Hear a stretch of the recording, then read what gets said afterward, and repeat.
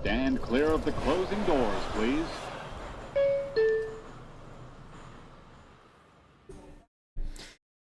All I can say is thank goodness that the Mets pulled that one out in the end. Wow. Whew. Okay. This is a very different stream than I was expecting to be doing when the ninth inning began this evening between the Mets and the Phillies. But nonetheless, the Mets pull out the victory 5-4 over the Phillies for their fifth consecutive win as they extend their lead in the National League East to 3 games over Philly. Wow. Okay, so there's a lot to get to. I thought the headline of this tonight was going to be Francisco Lindor's huge day at the plate, 2 homers, 4 RBIs. Obviously, that all kind of goes out the window when the Mets have a ninth inning scare the way they just did. But fortunately, they're able to get the job done and they escape just barely by the skin of their teeth to take home the win. Before I go any further and I bring these highlights up and we talk about this game, be sure to subscribe to my channel. I am Tony Metro. I do daily Mets content, pregame, postgame streams, series previews, series recaps, and so much more. You guys can find me on TikTok, Instagram, Twitter, and of course here on YouTube. That's where you'll find me the most. So let's get into it. Wow, that was way more exciting than I wanted it to be there at the end. But nonetheless, the Mets do get the win. So let's get it started. Just the way Francisco Lindor got today started. Another leadoff home run in this game. Back-to-back days with leadoff homers for Lindor. He is certainly feeling himself. And then the very next inning, Jesse Winker doing the same thing, a leadoff homer in that inning to put the Mets up 2-0 on Aaron Nola. We got so close to seeing Juan Soto's first Citi Field home run as a Met. We're talking inches of the foul pole. Would have been a 3-run bomb, but after review, it gets reversed. The Mets had a couple opportunities in between those innings there to put some more runs up on the board, but failed to capitalize. That was pretty frustrating, but fortunately, the Mets got another amazing start from Tylor Megill. Megill was dealing once again, 10 strikeouts this evening of the Phillies. He struck out every batter 1 through 9 in their lineup at least one time. What a performance from a guy that we used to refer to as Cy Lord. I think we got to start calling him it again because this is ridiculous. 10 Ks, like I mentioned. He goes 5 1/3 innings pitched, gives up just 1 hit, a bloop base hit, strikes out those 10, walks 4, lowers his season ERA down to 1.09. This has been an incredible run from Tylor Megill, who we've heard that he wants to remain in the big leagues. He's said it many times to reporters. He said, I've just not found that consistency. But ever since he came back up from the minors last September, he has just totally turned on a switch. It has been awesome. Jonathan, welcome to the chat. Yep, best record in baseball belongs to the Mets. They improved to 16-7, high water mark of the year, 9 games over 500. Deb, amazing. Yep, like the Mets, amazing Mets. You know why they call them the amazing Mets, right?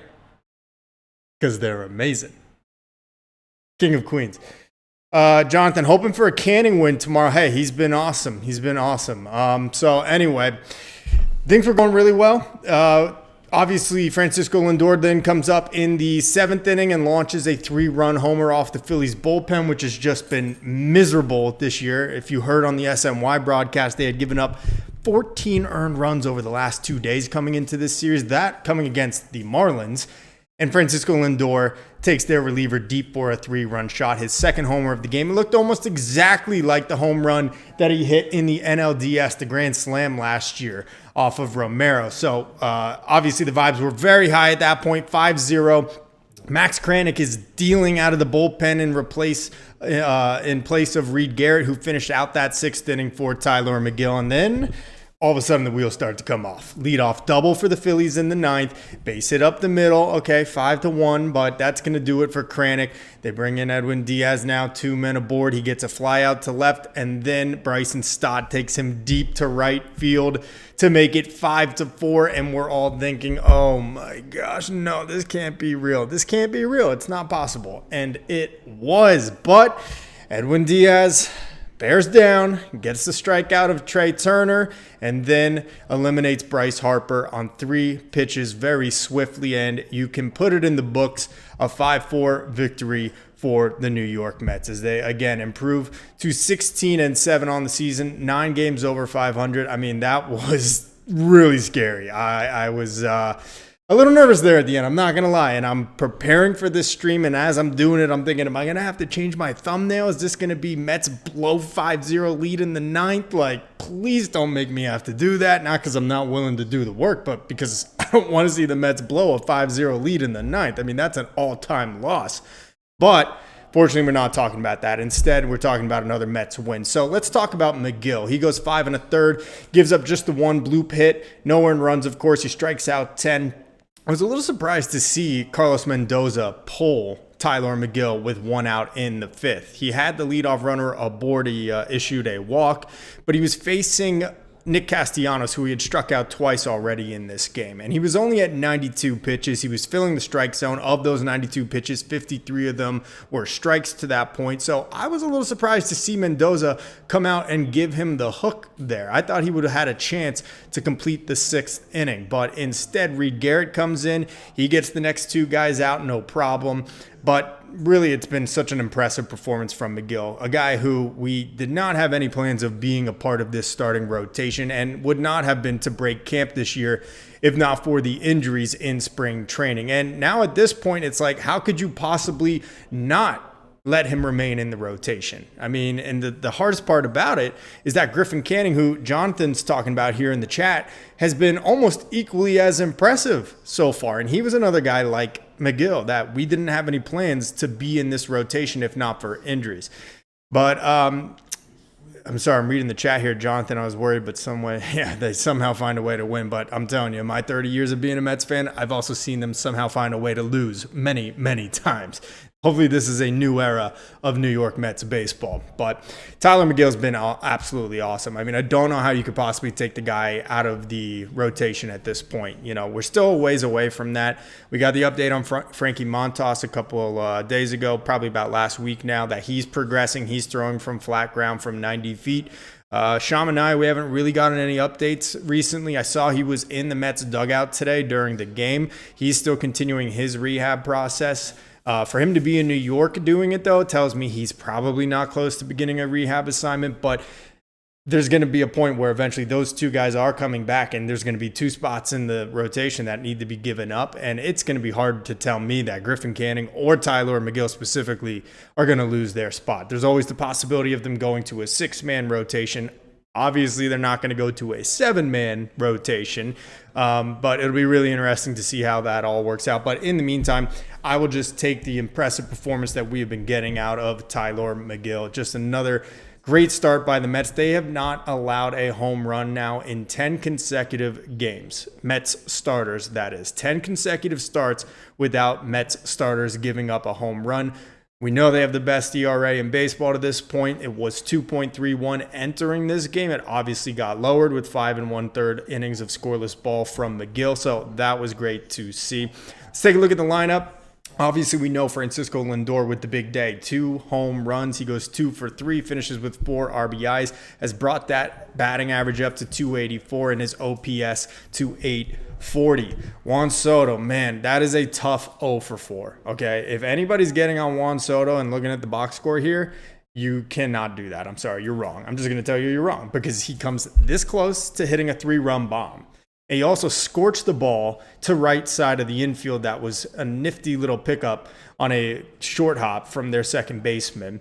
And also hit a ball up the middle where, let's be honest, if they weren't shifted there, it would have been a base hit. I mean, 10, 20 years ago, that's a base hit every time if there was no shift up the middle. So tough 0 for 4 for Juan Soto, but like what I saw in his swing overall. Pete Alonso, just a base hit in this one, 1 for 4. He struck out twice, still a very healthy 341 batting average and 1,139 OPS on the year. Nimmo, 1 for 4. He came up short in a pretty big spot there. That was with 2nd and 3rd after the Soto foul home run and after Pete Alonso had struck out earlier in the inning, and he ended up striking out himself in that one, but did have a key hit in that Lindor home run inning. Jesse Winker, we know, 2 for 3. He absolutely smacked the baseball today. I mean, he killed it off of Aaron Nola. He did not have great career numbers against Nolan. We know he had the home run against him in the NLDS last year at Citi Field, but overall in his regular season career, doesn't have great numbers against Nola. He looked like he was on him today. I mean, the home run obviously in the second inning, then he stroked a base hit in the right field in his next at bat, and then even the one out he made against Aaron Nola, it was a absolute line drive to Bryce Harper right into his mitt for the double play. Starling Marte had one pinch hit and did not record a hit. Luis Torrens 0 for 3. Luis Angel Acuna with the base hit, and Keith Hernandez said it right. I mean, didn't look so great his first two at-bats, but adjusted to Nola in the third one, sat on a hanging breaking ball and just delivered an RBI single into left. It was actually Acuna who got that inning started to set up the Lindor 3-run homer in the seventh, not Nima, so I apologize for that. Brett Beatty drew a walk in that inning. He was eliminated on Tyrone Taylor's fielder's choice. He was 1 for 3, though, and came around to score on that 3-run homer. So the Mets overall, I mean, only 9 times striking out. Gotta love that. They walked 2 times, 8 hits overall, and of course putting up 5 runs. So pretty consistent with what we were expecting out of this Mets offense and what they've been doing. They were averaging about 4 runs entering that Cardinals series, and they're only bumping it up now after scoring 19 in that 4-game set and now scoring 5 more here today. And again, this is all without getting the production from Juan Soto that we expect to get at some point. And he's just so close. You can tell he's getting there. It's going to happen eventually. So really exciting to see this offense kind of finally starting to hit its full stride all at the same time. So excited about that. Yeah, Jonathan, I'm not worried about Mark Vientos. It was no reason for him to have a pinch hitting opportunity here. It made sense to put Starling Marte out there with it 5-0 and him not having an at-bat yesterday either. I'm not worried about Vientos. I don't think they will have to put him on the injured list. That would be really shocking to me at this point if that is what ends up happening. But we shall see. I mean, crazier things have happened. It could be a lingering injury that we just don't know as much information about right now. Overall, the bullpen, Reed Garrett came in, got the final 2 outs of the 6th inning. Kranick was great for the first 2 innings in the 7th and the 8th, but obviously had a little implosion there in the 9th. That's going to balloon his ERA a little bit up to 2.93. He's tagged for 3 earned runs, of course, 2 of them coming in via Edwin Diaz as he gives up the 3-run homer to Bryson Stott. But Diaz bearing down, getting the final 2 strikeouts of Trey Turner and of Bryce Harper, who just, looks miserable up there lately. Just swung at 3 pitches, 2 of them not even close to the zone. That first pitch, backdoor slider in on his knees, and the final one, that slider in the dirt. Sometimes I've never thought Bryce Harper was a super clutch player, at least not against the Mets. He'll have his moments, don't get me wrong, but big spots like that against the Mets, I'm usually not too worried about it. I don't know what it is. Maybe I'm crazy, but overall, really great win for the Mets, despite the very fingernail-biting nature of the 9th inning. They win 5 straight now. They take the first series of what's a very early test in the National League East against the Phillies here in April. And now they have a chance to go out and win one of tomorrow or Wednesday's game and take 2 out of 3. And really, that's all you want at this point in the year. Keep stacking series wins. Win 2 out of 3, win 3 out of 4. If you get a sweep, hey, that's just gravy. I'm not expecting that. I do think this is a good Phillies team, even though they looked horrible at the plate today. Really, really bad. How many total strikeouts did Mets pitchers had? I think it must have been 13. 13 total strikeouts for the Phillies lineup today, including 2 from Turner, 2 from Harper, 2 from Castellanos, 2 from Real Muto, who, wow, we got to have a conversation about. That dude does not look like JT Real Muto anymore. OPS below 700 right now. I know it's early, but overall, it's going to be a tough series the rest of the way, and this was a little bit of fight from the Phillies, pun intended on that.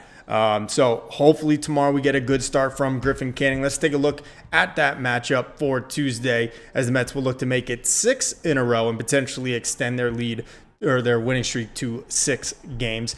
It'll be Griffin Canning taking on Christopher Sanchez. Sanchez has been solid this year, the lefty for the Phillies. 2.96 ERA and is 2-0. He has 31 strikeouts on the year. Meanwhile, Griffin Canning will be making his 5th start. He's coming off probably his best performance of his Mets career so far. That was on Thursday against the Cardinals. Let's see. Numbers wise against Sanchez, Pete Alonso has a home run, 2 RBIs. Let's see who else. Starling Marte also has a homer, so you can fully expect Marte to be in the starting lineup tomorrow with the lefty on the mound. Tyrone Taylor, a home run, solo shot against him. Those are all 3 of the guys in the Mets lineup that have a homer against him. And then as far as the Phillies going against Canning, not a whole lot. I mean, Canning obviously spent his entire career with the Angels in the American League West, so not a ton of opportunities to face up with the Phillies, but a couple guys with some experience in at-bats against him. Alec Boehm actually has the most, it looks like, couple at-bats, and he's got a couple RBIs against him. So it'll be interesting to see how things go the rest of the way here in this series. Obviously, great win for the Mets tonight. Would have loved to not have to use Edwin Diaz tonight and saved him for another game in this series. I'm sure he will still probably be available tomorrow if they need him, but overall, the Mets get their 5th consecutive win. They extend their lead over the Phillies in the National League East to 3 games, and tomorrow will be seeking their 6th straight win. Tomorrow we'll have a pregame stream, and you guys can come and join me on that one. Also, again, like I said, be sure to leave this video a like, turn channel notifications on so you know when I'm going live and when I'm posting new Mets content, daily stuff every single day. You can also check me out on TikTok, Instagram, and Twitter for all of that stuff. So that's going to do it for right now. A nice Mets W here on this Monday evening. Until then, I'm Tony Metro. Stay true to the orange and blue.